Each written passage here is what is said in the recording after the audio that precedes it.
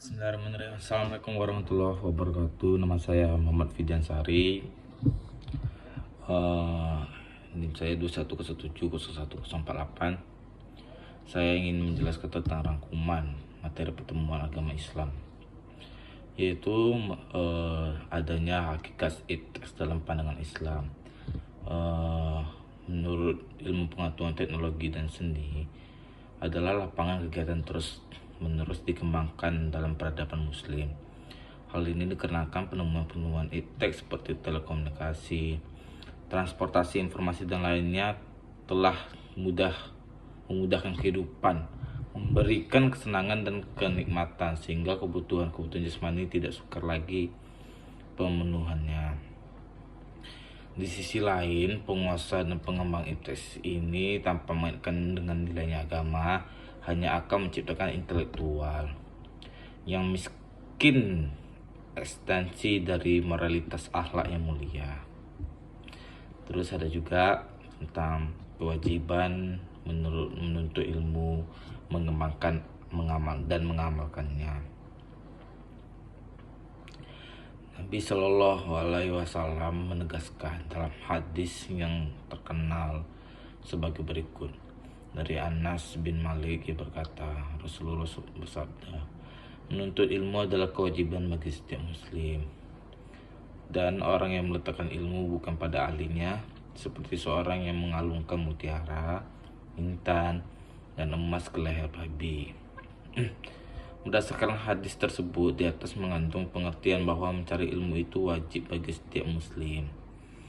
Kewajiban itu berlaku bagi laki-laki maupun perempuan, anak-anak maupun orang dewasa, dan tidak ada alasan untuk malas mencari ilmu. Ilmu yang wajib diketahui oleh setiap muslim adalah ilmu-ilmu yang berkaitan dengan tata cara peribadatan kepada Allah Subhanahu wa taala.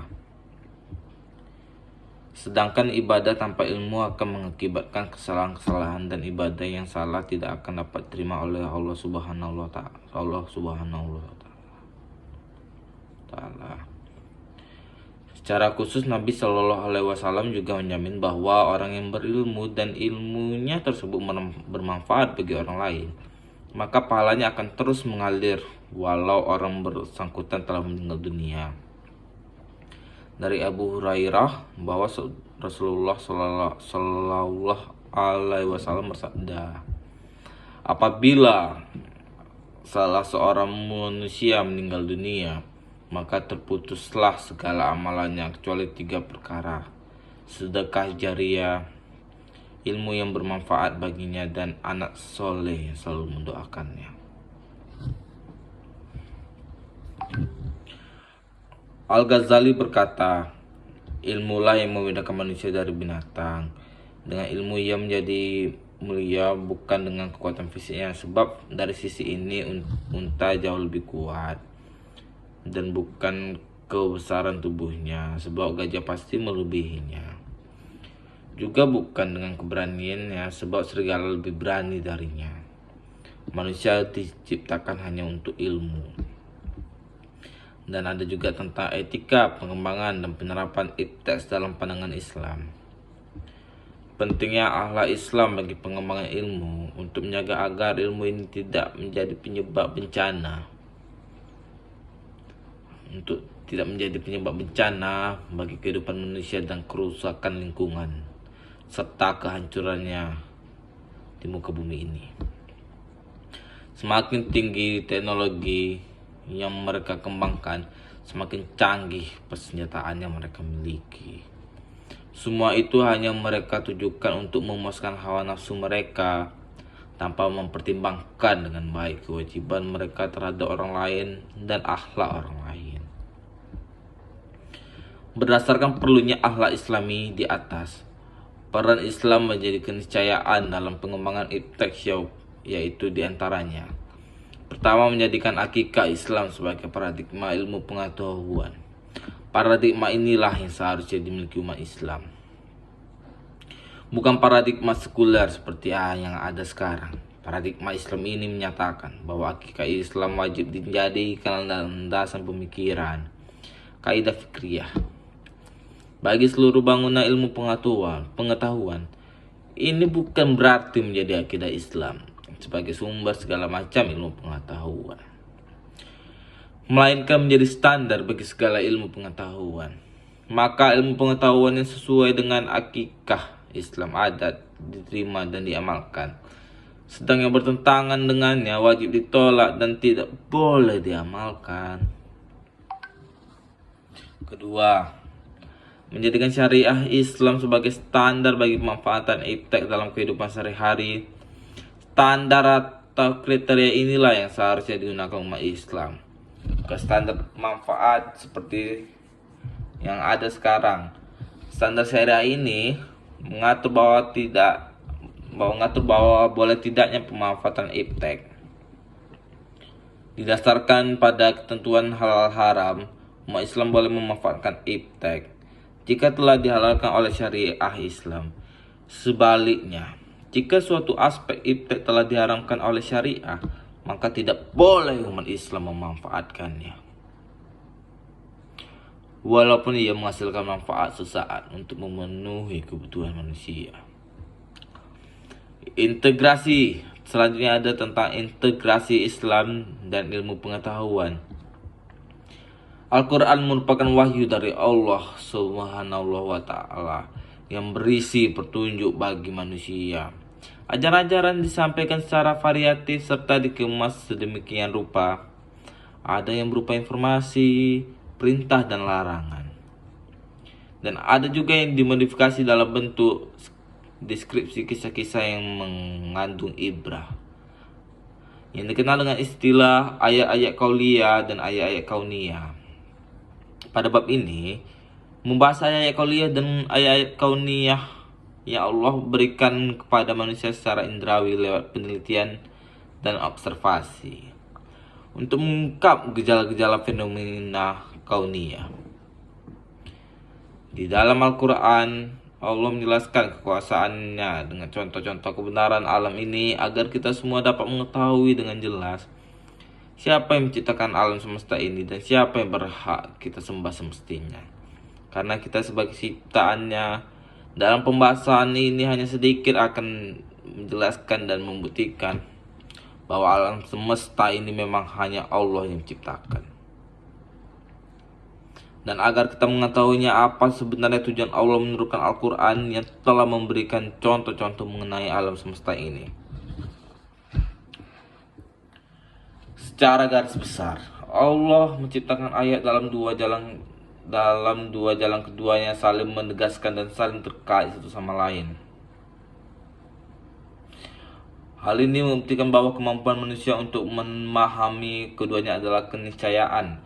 Allah tidak hanya memberikan perintah untuk sekedar memahami ayat-ayat Allah berupa qauliyah, tetapi juga untuk melihat fenomena alam ini. Alam adalah ayat Allah Subhanahu wa Ta'ala yang tidak tertuang dalam bentuk perkataan Allah untuk dibaca dan dihafal. Tetapi alam adalah ayat Allah yang semestinya dieksplor dan digali sedalam-dalamnya untuk semakin manusia mendekatkan diri kepada Allah Subhanahu wa Ta'ala.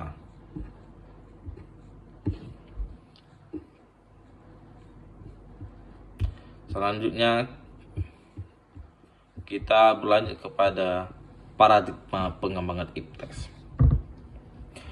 Konsep iptek harus distandarisasi benar salahnya dengan tolak ukur Al-Quran dan Al-Hadis dan tidak boleh bertentangan dengan keduanya. Al-Quran dan Hadis dijadikan sebagai tolak ukur benar atau salahnya ilmu pengetahuan dan konsep teknologi itu dan konsep iptek tersebut. Tidak boleh lepas dan keluar dari inti kandungan Al-Quran dan Hadis. Dengan demikian, yang dimaksud menjadikan akikah Islam, menjadikan syariah Islam sebagai standar pemanfaatan iptek. Ketentuan halal haram wajib dijadikan tolak ukur pemanfaatan iptek. Keharusan tolak ukur syariah ini didasarkan pada banyak ayat dan juga hadis yang mengajak umat Islam menyesuaikan perbuatannya menggunakan iptek dengan ketentuan hukum Allah dan Rasulnya. Dalam mengembangkan teks, umat Islam hendaknya memiliki dasar dan motif bahwa yang mereka lakukan tersebut adalah memperoleh kemakmuran dan kesejahteraan di dunia sebagai jembatan untuk mencari keridhaan Allah Subhanahu wa taala sehingga terwujudnya kebahagiaan di dunia dan di akhirat. Selanjutnya ada dakwah bil halal melalui pengembangan dan penerapan iptes. Dakwah ini adalah dakwah yang mengedepankan perbuatan nyata. Strategi dakwah ini bisa melalui sikap perbuatan contoh atau keteladanan. Misalnya, segera mendirikan sholat begitu terdengar azan, membantu kaum-kaum duafa, kaum-kaum miskin, mendanai pembangunan masjid, membantu kegiatan dakwah, mendamaikan peristiwa-peristiwa yang sedang bermusuhan, bersikap islami dan lain-lain. Dakwah ini mempunyai pengaruh besar. Strategi dakwah bil halal dilakukan oleh Rasulullah Shallallahu Alaihi Wasallam pada saat pertama kali beliau tiba di kota Madinah, dengan mendirikan masjid Quba dan mempersatukan kaum Ansor dan kaum Muhajirin dalam ikatan ukhuwah Islamiyah. Dakwah bil halal diharapkan dapat memelihara identitas setiap muslim serta menunjang kehidupan masyarakat. Masya Allah. Selanjutnya, di dalam Al-Quran menjelaskan kekuasaan dengan contoh-contoh kebenaran alam ini agar kita semua dapat mengetahui dengan jelas siapa yang menciptakan alam semesta ini dan siapa yang berhak kita sembah semestinya. Karena kita ini sebagai ciptaannya, dalam pembahasan ini hanya sedikit akan menjelaskan dan membuktikan bahwa alam semesta ini memang hanya milik Allah Subhanahu wa taala yang menciptakannya, dan agar kita mengetahui apa sebenarnya Allah menurunkan Al-Quran yang telah memberikan contoh-contoh mengenai alam semesta ini. Secara garis besar, Allah menciptakan ayat dalam dua jalan, keduanya saling menegaskan dan saling terkait satu sama lainnya. Hal ini membuktikan bahwa kemampuan manusia untuk memahami keduanya adalah keniscayaan Allah berupa qauliyah. Tetapi juga melihat fenomena alam ini, alam adalah ayat Allah Subhanahu wa taala yang tidak tertuang dalam perkataan Allah untuk dibaca dan dihafal. Tetapi alam adalah ayat Allah semestinya dieksplor dan digali sedalam-dalamnya untuk semakin manusia mendekatkan diri kepada Allah Subhanahu wa taala. Bentuk interkoneksitas antara ayat kauniyah dengan ayat qauliyah didasarkan pada firman Allah berikut, yaitu orang-orang mengingat Allah sambil berdiri atau duduk dalam keadaan berbaring, dan mereka memikirkan tentang penciptaan langit dan bumi seraya berkata, ya Allah Tuhan kami, tiadalah Engkau menciptakan ini dengan sia-sia, Maha suci Engkau, maka peliharalah kami dari siksa neraka. Berdasarkan ayat di atas, dalam pandangan seorang muslim, ayat qauliyah akan memberikan petunjuk isyarat bagi kebenaran ayat kauniyah. Misalnya, An-Nur surat 24 ayat 43 mengisyaratkan terjadinya hujan dan lain-lainnya.